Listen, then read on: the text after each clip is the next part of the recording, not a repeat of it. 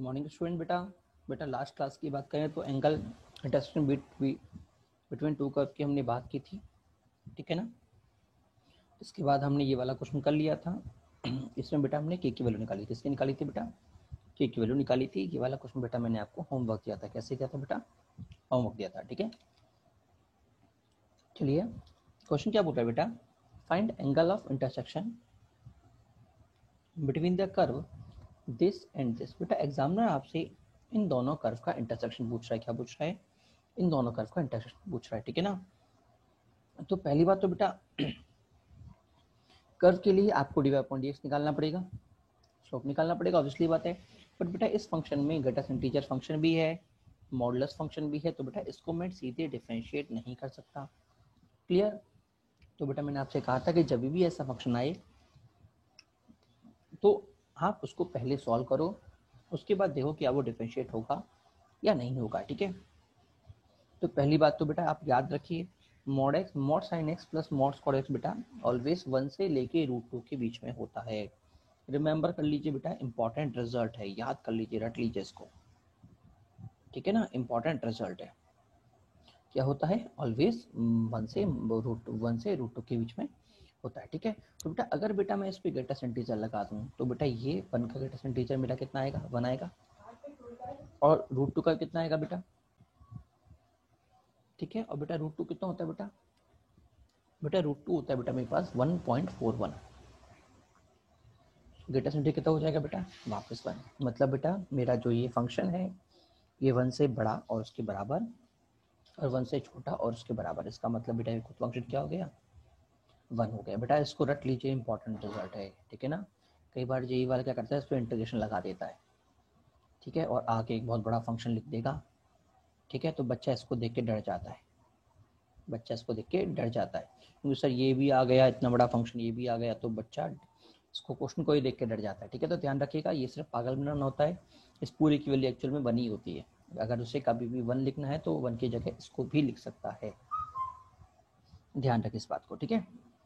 चलिए आगे बढ़ते हैं, ठीक है। हाँ जी, इसका मतलब मुझे एंगल ऑफ इंटरसेक्शन निकालना है इस कर्व का और इस कर्व का। बेटा ये कर्व हम जानते हैं ऐसे बनेगा, इसका मतलब y = 1, और ये वाला कर्व अगर मैं बनाऊं बेटा तो ये बेटा टच करके कैसे निकलेंगे? टच करके निकलेंगे। बेटा ध्यान रखिएगा, अगर दो कर्व कभी भी टच करके निकलते हैं तो बेटा उनका स्लोप बराबर होता है। क्या होता है? स्लोप बराबर होता है, मतलब थीटा = 0। क्योंकि बेटा इस पॉइंट पे अगर मैं टेंजेंट पे बनाऊंगा बेटा तो बेटा टेंजेंट इसकी y = 1 ही बनेगी। इस पॉइंट पे इस कर्व की टेंजेंट क्या होगी? y = 1, जो खुद मेरा कर्व है। इसका मतलब ये दोनों कर्व एक दूसरे को टच करके निकल रहे हैं। और बेटा ध्यान रखना, जब भी कर्व टच करेंगे तो बेटा मेरा एंगल कितना होगा? थीटा 0, ठीक है। चलिए अगले क्वेश्चन की बात करते हैं। Angle of intersection between the y² = 16x, ठीक है। तो 2y² + y² = 4। तो बेटा मुझे यहाँ से क्या मिल गया? मुझे यहाँ से मिल गया बेटा 2y² = 16x = 4।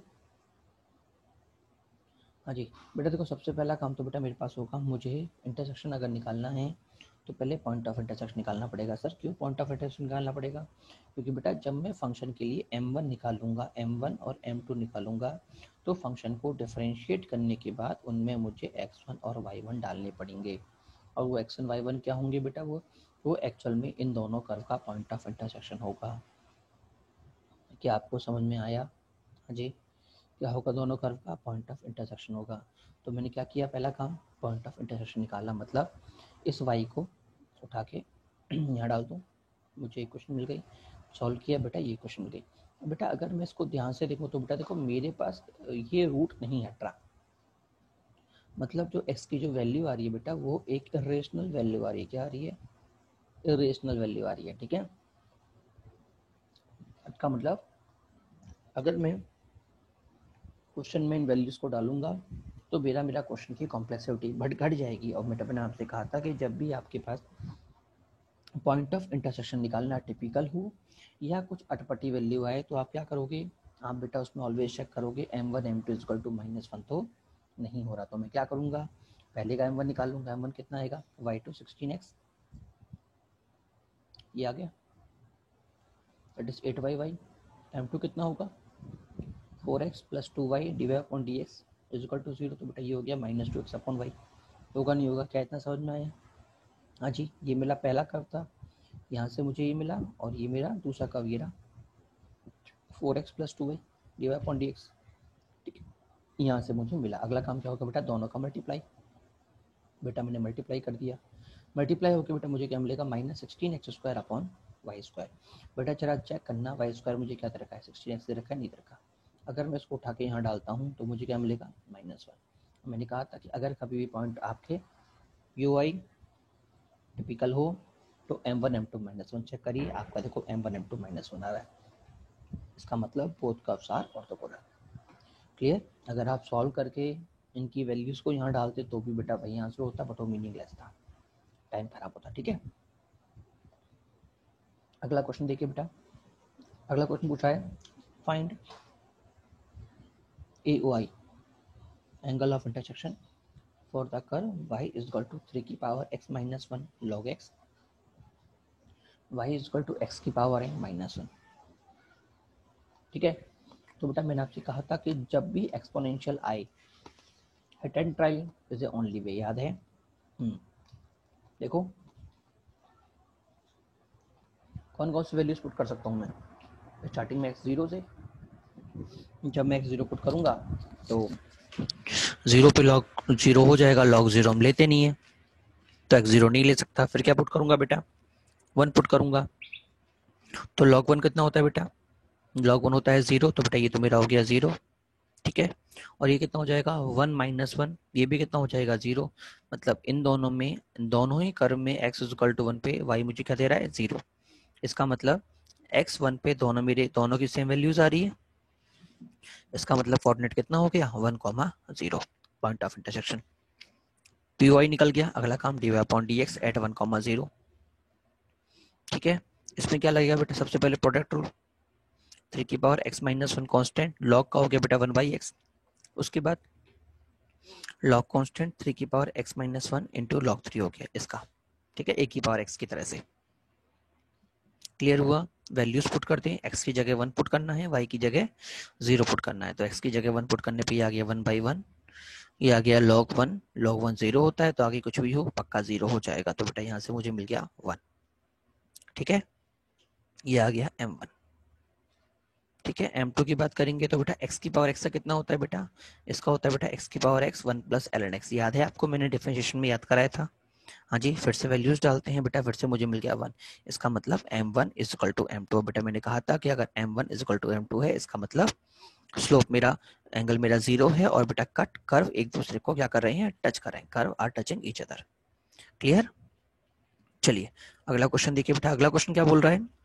अगला क्वेश्चन बोल रहा है कि कर्व आर ऑर्थोगोनल। मतलब एग्जामिनर ने आपको ऑलरेडी बोल रखा है कि भाई कर्व मेरा ऑर्थोगोनल है।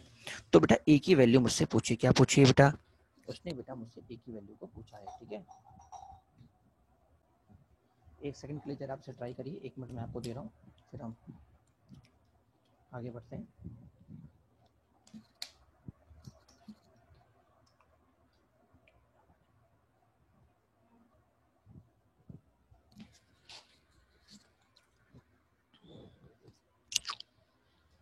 हाँ जी बेटा, ऑर्थोगोनल होने का मतलब दोनों कर्व्स का जो प्रोडक्ट आएगा बेटा वो मेरा क्या आएगा? -1। तो कर्व 1 का स्लोप निकाल लूँ, कितना है बेटा? 2x अपॉन ए स्क्वायर। ये कितना आएगा? 2y upon 4। और फिर y का डी में dx इज इक्वल टू 0। तो बेटा मेरा पहला dy अपॉन dx आ गया -4x अपॉन ए स्क्वायर y। ठीक है, फिर मैं इसको डिफरेंशिएट करूंगा तो बेटा यहाँ से मुझे मिलेगा 16 अपॉन 3y स्क्वायर। मिलेगा नहीं मिलेगा? अगला काम दोनों को मल्टीप्लाई। बेटा जब मैं दोनों को मल्टीप्लाई करूंगा मुझे क्या मिला बेटा? मुझे ये फंक्शन मिला। ठीक है, देखो बेटा हर बार हम कर्व को यूज करते थे, याद है ना? हाँ, कर्व को तो देखो पिछले क्वेश्चन में भी मैंने कर्व को यूज किया है लास्ट में सब्स्टिट्यूट करने के लिए। इधर याद है? देखेंगे जब भी हम m1 m2 यूज करेंगे बेटा, m1 m2 का मल्टीप्लाई यूज करेंगे बेटा, ध्यान रखना कर्व को यूज करना पड़ेगा। ठीक है, क्योंकि कर्व को यूज करना पड़ेगा क्योंकि बेटा x1 और y1 मेरा जो पॉइंट है जिसके लिए M1 M2 को मैं चुन रहा हूँ वो कर्व पे तो होगा ही होगा। क्लियर हुआ नहीं हुआ? तो बेटा यहाँ से मुझे मिल गया 4x 16a² वाई क्यूब, और वाई क्यूब मुझे कितना दे रखा है बेटा? वाई क्यूब मुझे दे रखा है 16x, तो वैल्यू डाल दूँ 16x। बेटा दोनों कट गए, बेटा यहाँ से मुझे स्क्वायर मिल गया 4/3, बेटा ए मुझे मिल गया +-2/√3, अवर फाइनल आंसर। क्लियर हुआ नहीं हुआ? बेटा जेई के अंदर इसको ऐसे की बजाय ऐसे भी लिख सकते हैं, ध्यान रखिएगा, +-2√3/3, क्योंकि बेटा इरेशनल नंबर को हम कॉमनली नीचे नहीं लिखते, ठीक है। तो मैं √3 से मल्टीप्लाई करके इसको इस फॉर्म में भी लिख सकता हूँ, याद रखिएगा, ठीक है ना। चलिए अगले क्वेश्चन की बात करते हैं बेटा। अगला क्वेश्चन क्या बोल रहा है बेटा? ये वाला जो क्वेश्चन है अगला, ये आपका बोर्ड का क्वेश्चन है, बोर्ड के पर्पज से इंपॉर्टेंट भी है। क्वेश्चन है if curve a1x² + b1y² = 1 and a2x² + b2y² = 1 are orthogonal, then find the condition। बेटा देखो, मैंने आपको बताया था कि आपके पास क्या होगा कि आपको कभी भी क्वेश्चन सॉल्व करना होगा तो सबसे पहले आप पॉइंट ऑफ इंटरसेक्शन निकालोगे, ठीक है बेटा। बट यहाँ पे अगर मैं देखूँ तो a1 a2 b1 b2 सारे अननोन हैं, तो पॉइंट ऑफ इंटरसेक्शन निकालना टिपिकल हो जाएगा, ठीक है। तो बेटा मैंने आपको एक थर्ड मेथड और बताया था, अगर आपको याद हो तो, और मैंने क्वेश्चन भी किया था कि इन दोनों को सॉल्व करके x1 - y1 निकाल लो, ठीक है। तो मैंने क्या किया, दोनों को मैंने सॉल्व किया, दोनों को सॉल्व किया, तो देखो दोनों को मैंने माइनस करूंगा तो यहाँ पे 0 आएगा, तो बेटा यहाँ से मुझे क्या मिलेगा, x² + y² = -b माइनस में b1 - b2 upon a1 - a2 मिलेगा, ठीक है। रिजल्ट फर्स्ट, मैंने आपसे कहा था कर्व को दोनों को सॉल्व करके मेरे पास कंडीशन आ जाएगी, ठीक है ना। हाँ जी, अब अगला देखते हैं कर्व 1 में क्या होगा बेटा। कर्व 1 बेटा ये रहा, डिफरेंशिएट किया, मेरे पास कर्व 1 का स्लोप ही आ गया, कितना, -ax/b1y। कर्व 2 का स्लोप आ गया बेटा -a2x/b2y आएगा, दोनों को मल्टीप्लाई किया बेटा, मल्टीप्लाई करने पे आ गया। अब देखो बेटा मेरे पास क्या आया, मैंने कहा ना कि मेरे पास जो, मैं क्या कि जब मैं मल्टीप्लाई करूंगा तो मेरे पास फिर से, क्योंकि ऑर्थोगोनल चाहिए तो मैं कहा मुझे पक्का कर्व को यूज़ करना पड़ेगा। मुझे क्या मिल गया, x² अपॉन y², और x² अपॉन y² मैंने निकाल रखा है, ये रहा देखो इधर ये निकाला हुआ, ठीक है। अब एक बात मैं आपको और समझाता हूँ कि सर जेई में अगर ऐसा आता है तो उस केस में बेटा आप कॉमनली स्टार्टिंग यहीं से करोगे स्टैंडर्ड वे में, क्योंकि आपको याद नहीं रहेगा, ऑब्वियसली बात है, जो तरीका होता है स्टैंडर्ड हम तो वही फॉलो करेंगे। बेटा जब आप करोगे तो बेटा आप यहाँ पे आके अटक जाओगे, तो बेटा ध्यान रखिएगा यहाँ पे आके अटक के आपको सोचना क्या है वो आप ध्यान रखिएगा कि मुझे x² अपॉन y² चाहिए, इसका मतलब मुझे यहाँ से x² अपॉन y² निकालना पड़ेगा, ठीक है। x² अपॉन y² तभी निकल सकता है बेटा जब दोनों आमने सामने हों, बट बेटा इधर मेरे पास एक कांस्टेंट दे रखा है जो कि टिपिकल है, तो मैं क्या करूँगा, अगर मैं दोनों को माइनस करता हूँ तो बेटा इधर मेरे 0 आ जाएगा और मुझे एक तरफ x² और बेटा एक तरफ y² मिल जाएगा। ये आपका हिंट का तरीका होगा कि मैं सोचूंगा कैसे। हाँ जी, ध्यान रखिएगा बेटा, इंपॉर्टेंट रिजल्ट है, ठीक है। इसकी वैल्यू को यहाँ से उठा के यहाँ डाल दूँ, मेरे पास ये रिजल्ट आ गया, सिंप्लीफाई किया बेटा, मुझे रिजल्ट मिल गया b1 - b2 upon b1 b2 is equal to a1 - a2 upon a1 a2, ठीक है। ये मेरे पास बोर्ड का क्वेश्चन है, बट बेटा जो रिजल्ट है, इंपॉर्टेंट कंडीशन, जो मेरे पास रिजल्ट है बेटा वो मेरे जेई पॉइंट ऑफ व्यू से इंपॉर्टेंट है, ठीक है। इंपॉर्टेंट है बेटा, इसको याद कर लेना, आपको मेमोराइज कर लेना है, ठीक है। जब भी आप इसके नोट बनाओगे तो बेटा ये आपके नोट्सों में होना चाहिए, क्लियर। चलिए अगला क्वेश्चन क्या है, if the curve x² upon a² + y² upon b² = 1 and x² upon y² - y² upon b² = 1 are perpendicular, find condition. बेटा एक तो तरीका है कि जैसे आपने प्रीवियस वाला पूरा सॉल्व किया था वैसे करो, और सेकंड बेस्ट अप्रोच बेटा रिजल्ट को यूज़ कर लो। रिजल्ट मेरे पास यही था, ए रिजल्ट था बेटा। अगर मैं कंपेयर करता हूँ तो बेटा a1 मुझे यहाँ पे क्या मिलेगा, a1 बेटा मुझे यहाँ से मिल जाएगा 1/a2, a2 मुझे मिल जाएगा 1/l², b1 मिलेगा 1/b2 और b2 मिलेगा बेटा -1/m1। वैल्यूज़ को डाल दूँ, इसमें a1 की जगह 1/a², दैट इज a² हो गया ओनली, A2 की जगह 1/m² तो ओनली l² हो गया, ठीक है। B1 की जगह 1/b² तो ओनली b² हो गया, और B2 की जगह 1/m² दैट इज -m² हो गया, ठीक है। तो ये अरेंज किया बेटा, ये मेरा फाइनल रिजल्ट आ गया, ठीक है। ये अपने रिक्वायर्ड कंडीशन। तो बेटा ये आपको याद नहीं रखना कि इसको आप याद रखें, आपको बेसिकली ये याद रखना है। अगर आपको ये याद है तो आप इस तरह के कोई भी क्वेश्चन को इजीली सॉल्व आउट कर सकते हैं, ठीक है। टाइम आपका बचेगा, क्लियर ना। चलिए बेटा अगली हमारे पास हेडिंग है लेंथ ऑफ टेंजेंट, सब टेंजेंट, नॉर्मल एंड सब नॉर्मल, ठीक है, ठीक है ना। पहले बेटा समझिए बेटा होता क्या है, सब चीज क्या कहानी है। बेटा देखिए ये वाला जो है ये बेटा मेरा कर्व है, इसमें जो ये जा रहा है बेटा ये मेरा क्या है, ये मेरा कर्व है, ठीक है। बेटा मैंने P पॉइंट से टेंजेंट डाला इधर, और बेटा P पॉइंट से ही बेटा मैंने क्या डाल दिया, एक नॉर्मल डाल दिया, ठीक है। बेटा जब इस टेंजेंट ने मेरी एक्स एक्सिस को कट किया, कैसे कट किया, एक्स एक्सिस को, ठीक है। बेटा जो ये दूरी है ना, ये जो दूरी है मेरी, ये जो बेटा दूरी जा रही है यहाँ से लेके यहाँ तक बेटा, इस दूरी को मैं बोलूंगा लेंथ ऑफ टेंजेंट। क्या बोलूंगा, लेंथ ऑफ टेंजेंट। और इस दूरी क्या बोलूंगा बेटा, अगर जो मेरे पास नॉर्मल जा रही थी तो पॉइंट ऑफ टेंजेंसी से लेके जब नॉर्मल मेरी एक्सिस को कट कर रही है वो दूरी क्या हो जाएगी, लेंथ ऑफ नॉर्मल। क्या क्लियर हुआ, नहीं हुआ, ठीक है। और बेटा टेंजेंट की जो इमेज होगी एक्स एक्सिस पे बेटा मैं उसे बोलूंगा लेंथ ऑफ सब टेंजेंट। क्या बोलूंगा, लेंथ ऑफ सब टेंजेंट। अब बेटा जो नॉर्मल की इमेज होगी मैं उसे बोलूंगा लेंथ ऑफ सब नॉर्मल। क्या सभी को समझ में आया, ठीक है ना। क्या बोलूंगा, लेंथ ऑफ सब नॉर्मल, ठीक है। अब बेटा अगर इस क्वेश्चन की हम बात करें, अब जरा बेटा फिनोमेना जरा समझना कि बेटा मैं जानता हूँ लेंथ ऑफ टेंजेंट में हम क्या निकालते हैं, लेंथ मतलब टेंजेंट की अगर बात करें, टेंजेंट का मतलब स्लोप, स्लोप हम निकाल सकते हैं। वो क्या होता है बेटा, D upon D x that is tan theta. बेटा वो थीटा कौन सा होता है बेटा, वो थीटा होता है बेटा ये, ठीक है ना। अच्छा ओके। अब बेटा अगर ये थीटा है तो ये कितना होगा, ये 90। अगर मैं इस पॉइंट से इस लाइन पे परपेंडिकुलर डालता हूँ, क्या डालता हूँ, परपेंडिकुलर। बेटा पॉइंट ऑफ टेंजेंसी के कोऑर्डिनेट्स होते हैं x1 y1। तो बेटा अगर से कोऑर्डिनेट्स x1 y1 है तो बेटा ये जो परपेंडिकुलर इसका लेंथ कितना होगा बेटा, इसका लेंथ हो जाएगा बेटा y1, पता है ना। क्या हो जाएगा, y1, ठीक है। तो ये एंगल कितना, 90 माइनस थीटा। बेटा ये एंगल कितना हो जाएगा, थीटा, क्योंकि टेंजेंट और नॉर्मल आपस में परपेंडिकुलर हैं। अगर ये 90 माइनस थीटा तो ये थीटा, क्लियर।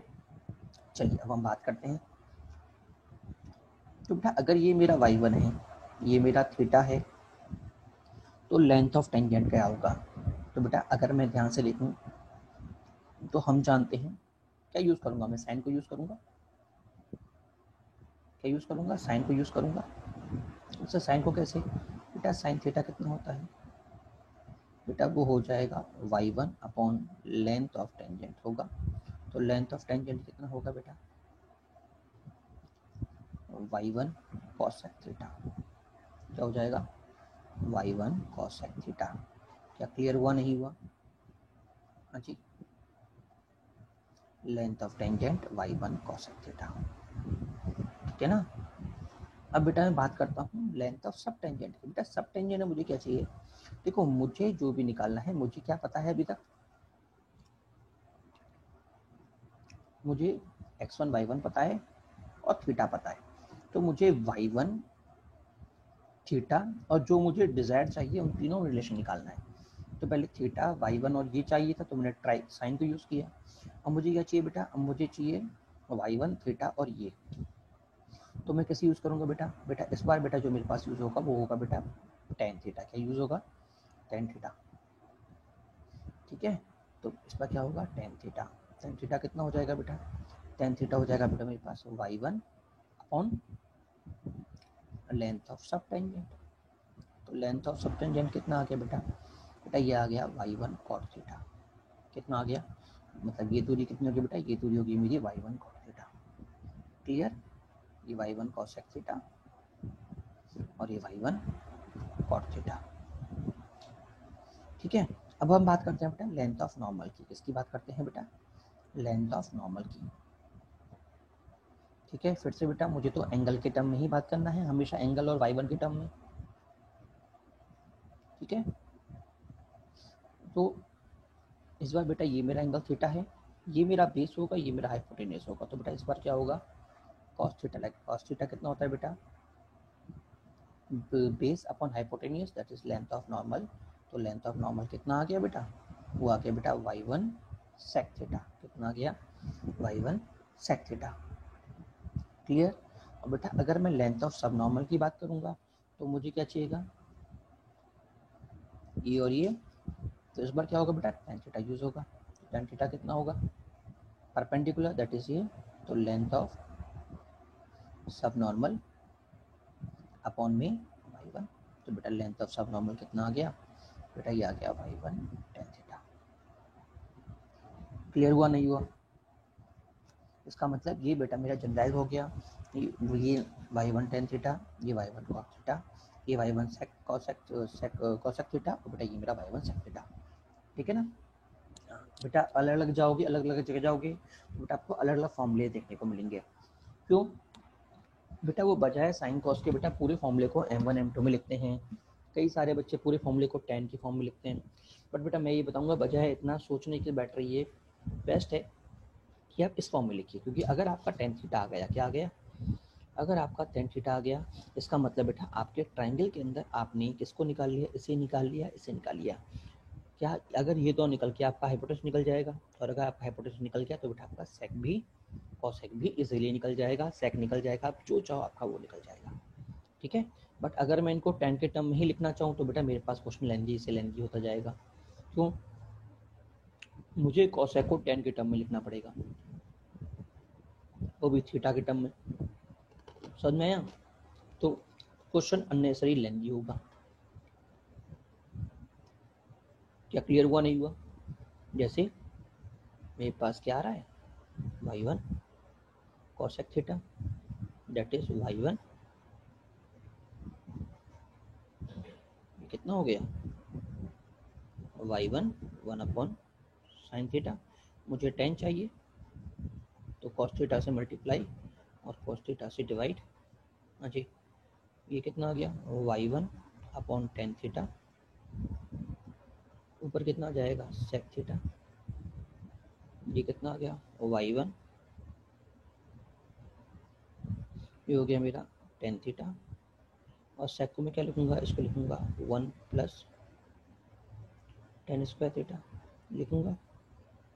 तो बेटा मेरे पास क्या आ गया? y1 under root 1 plus m square whole में m। बेटा आपको इस तरह से फॉर्मूला दे गिवन होगा जो कि आपको अननेसेसरी कॉम्प्लेक्स होगा। अब आप ये सोचो, आप इतना सोच रहे हो, या फिर अगर मैं आपको मान लो tan थीटा मैंने आपको दे दिया, tan थीटा आपका आ गया 3/2, तो ट्रायंगल बना ले, ये आपका 3, ये आपका 2, तो ये कितना हो जाएगा बेटा? ये हो जाएगा √30। तो cosec थीटा कितना आएगा बेटा? cosec थीटा होता है कितना? Hypotenuse upon perpendicular, that is √13/3। बेटा ये तरीका बेटर या ये पूरा बेटर? इसको याद करना बेटर, क्योंकि इसको आप अलग याद करोगे, ये तो सिर्फ लेंथ ऑफ टेंजेंट है, फिर इसका अलग याद करोगे, इसका अलग याद करोगे, इसका अलग याद करोगे, तो इससे बेटर ये बेटा साइन कोस के टर्म में याद भी नहीं करनी पड़ेगा आपको, सीधे इजीली आपको जब भी फिगर बनाओगे आपको फिगर देखते ही आपको इजीली याद आ जाएगा। ठीक है ना? तो बेस्ट वे यही है कि आप इसको समझ लीजिए, जब भी एग्जाम में आए तो सीधे आप इसको ट्राई कर लीजिए। ठीक है, चलिए क्वेश्चन आपको दे रखा है, find length of tangent for y is equal to x³ 3x² plus 4x minus 1 x is equal to 0। बेटा x इज इक्वल टू 0 मुझे पॉइंट पूरा नहीं दे रखा, ओनली x दे रखा है। पॉइंट ऑफ टेंजेंसी का मतलब x y दोनों, तो बेटा y निकालना पड़ेगा। x की जगह 0 पुट कर दूं, मुझे क्या मिल गया? 0 plus 0 plus 0 minus 1, that is 0 minus 1 मिलेगा। लेंथ ऑफ टेंजेंट क्या होगा? y1 cosec theta, y1 cosec theta. देखो मैंने वही तरीका आपको यूज़ किया, बट यहाँ पे मीनिंगलेस है, आप सिंपल इसको डिफरेंशिएट कर दो, इतना ये तरीका आपको यूज़ नहीं करना। डिफरेंशिएट कर दिया, कितना आएगा 3x², इधर देखिए 3x², 6x+4 आएगा नहीं आएगा, हाँ जी 6x+4, x के 0 पुट करो बेटा, ये आ गया 4। तो बेटा अगर आपका tan 4 है, इसका मतलब ये 4, ये 1, ये कितना आ गया √17 आ गया।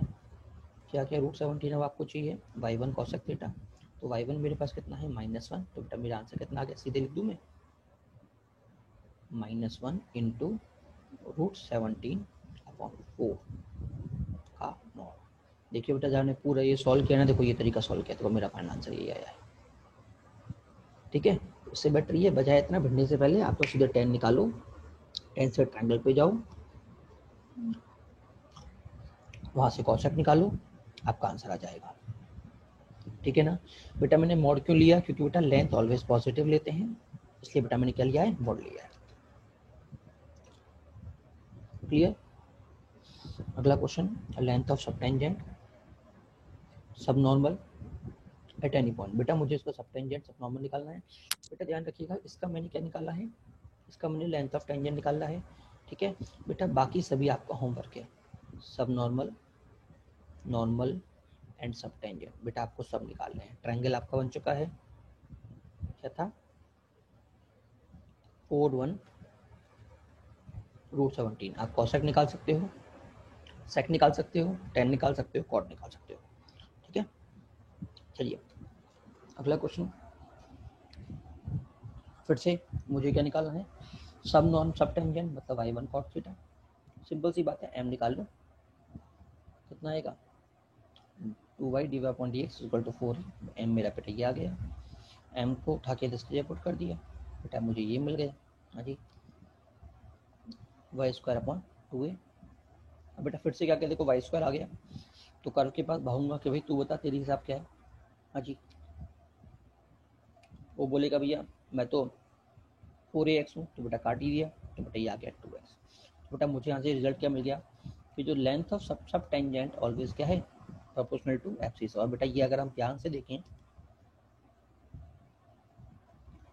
तो ये क्या है बेटा, पैराबोला। तो बेटा ध्यान रखिएगा, पैराबोला में लेंथ ऑफ सब टेंजेंट होता है जो, वो बेटा ऑलवेज प्रोपोर्शनल होता है पॉइंट ऑफ एब्सिसा के, इसके एब्सिसा मतलब एब्सिसा का प्रोपोर्शनल होता है। ठीक है ना, ध्यान रखिएगा, एब्सिसा सर कौन सा, पॉइंट ऑफ टेंजेंसी का एब्सिसा। ठीक है ना, और जब आप सब नॉर्मल निकालोगे तो बेटा वाई से वाई कट जाएगा आपका, क्योंकि y1 10 होगा, तो आएगा 4a जो कि होता है ऑलवेज 2a। इसका मतलब जो भी आपका सब नॉर्मल होता है पैराबोला के अंदर बेटा वो ऑलवेज कांस्टेंट होता है, और बेटा उसकी वैल्यू होती है LLR/2। ठीक है, तो यहाँ चाहो तो याद भी कर सकते हो, लेंथ ऑफ इसको प्रूव कर लीजिए, length of subnormal, length of subnormal of parabola is constant and equal to LLR। ठीक है, और length of subtangent, length of subtangent is always proportional to twice of abscissa of point of POI, point of tangency POT। ठीक है, that is 2x। ठीक है ना, अगला question देखिए बेटा, अगला क्वेश्चन बोल रखा है बेटा, length of subtangent at any point this is constant then N. आपसे बोल रखा है बेटा सब टेंजेंट सब नॉर्मल आपका कांस्टेंट है, मतलब y1 tan थीटा कांस्टेंट है, y tan theta d/dx। Differentiate कर दिया बेटा, मेरे पास ये आ गया, उठा के यहाँ डाल दिया, हाँ जी काटा पीटी किया बेटा, मेरे पास ये आ गया। बेटा अगर मैं इसको एनालाइज करता हूँ तो बेटा ये वाला पार्ट तो मेरा ऑलवेज कांस्टेंट है, अब मुझे इसको कांस्टेंट बनाना पड़ेगा। इसका मतलब n मेरा कितना होगा 2 होगा, कितना होगा n मेरा 2 होगा, मेरा आंसर आ गया। ठीक है, अगर हम मेथड 2 की बात करें तो बेटा अगर आपको याद होगा तो मैंने आपसे कहा था कि सब नॉर्मल हमेशा पैराबोला का क्या होता है कांस्टेंट, इसका मतलब n मेरा क्या होगा 2 होगा। सेकंड ट्रिप जो अभी हमने यहाँ पे यूज़ किया था, यहाँ पे ट्रैक किया है, क्लियर हुआ नहीं हुआ, हाँ जी। अगला क्वेश्चन बेटा, length of normal for this and this, length of normal कितना होता है बेटा y1 sec थीटा। अब बजाय इतने भागने के सीधे चलते हैं, स्लोप निकाल लिया dy/dx, हाँ जी इसको डिफरेंशिएट कर दिया, इसको डिफरेंशिएट कर दिया बेटा, मेरे पास ये आ गया a1 + tan थीटा और एक sin थीटा आएगा। क्लियर बेटा? हम जानते हैं 1 plus cos theta upon sine theta, half angle में कन्वर्ट करूंगा, कन्वर्ट सिंगल लाने के लिए, तो ये हो गया बेटा 2 कॉस स्क्वायर टी बाई 2, और ये हो जाएगा बेटा 2 sine t by 2 cos t by 2, काटा पिटी कर दिया, तो बेटा मुझे मिला कॉट टी बाई 2। क्या समझ में आया? अच्छा तो बेटा मुझे टेन थीटा मिला है, क्या मिला है? टेन थीटा मिला है बेटा कॉट टी बाई 2। क्लियर? मुझे क्या निकालना? Length of normal, that is g length of normal that is y1 sec theta, that is 1 plus sine square theta under root में, वैल्यूज डाल दें तो बेटा ये मेरा फाइनल आंसर आ गया। This is our final answer. Clear हुआ? जिनके समझ में नहीं आया वो एक बार कुछ वीडियो को पॉज करें, स्टेप्स आप देख लें, आपको समझ में आ जाएगा। ठीक है ना? हाँ जी, ये था भाई मेरा। यहीं पर ध्यान रखिएगा बेटा, पैरामेट्रिक क्वेश्चन कर्व आपको अगर दे रखा होता है तो जो आपका पैरामेट्रिक कर्व होता है वही बेटा आपका y1 और x1 होता है, ध्यान रखिएगा, याद है? तो मैं y1 की जगह सीधे इसी को पुट कर दूंगा, इसलिए मैंने y1 की जगह सीधे इसी को पुट कर दिया। और 10 ये सेक मेरा कितना हो गया? Under root 1 plus tan square theta, और 10 की जगह ये पुट हो गया। ये कितना होता है? सेक स्क्वायर टी, रूट की वजह से स्क्वायर हट गया, बेटा मेरे पास ये आ गया, सॉरी कॉस स्क्वायर टी, बेटा ये मेरा आ गया। क्लियर सभी के लिए? हाँ जी। अगला क्वेश्चन बेटा ये आपका होमवर्क है, एक बार आप पढ़ लीजिए इसको। ठीक है, इसके अलावा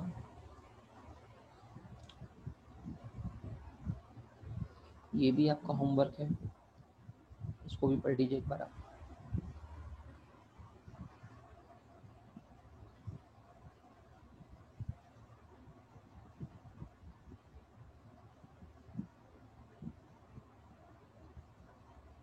ठीक है,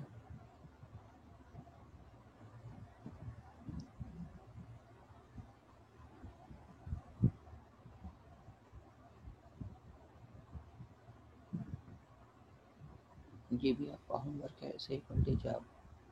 3 क्वेश्चन होमवर्क हो गए, चौथा ये होमवर्क है, 4 क्वेश्चन होमवर्क, 5वां ये होमवर्क है।